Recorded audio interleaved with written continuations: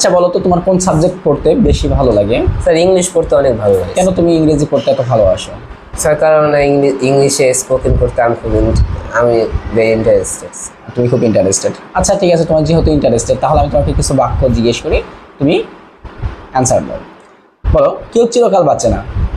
No one can live forever. Forever, forever ever, হ্যাঁ। তাহলে no one can live forever. For ever.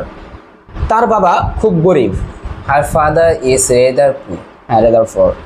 দুই বোনই বুদ্ধিমতী। Both sisters are intelligent. তাহলে দুই বোনই বুদ্ধিমতী। আমি এটা নিজেই করব। I will do it myself. সে প্রচুর অর্থ উপার্জন করে। He earns lot of money. তোমার স্বপ্ন কি প্রচুর অর্থ উপার্জন করা? জি স্যার। তাহলে কি করতে হবে?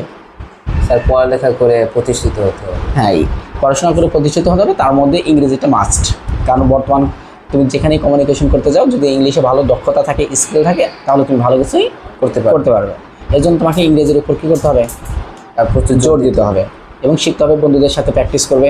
ঠিক আছে? জি sir. Okay, thank you. Welcome sir.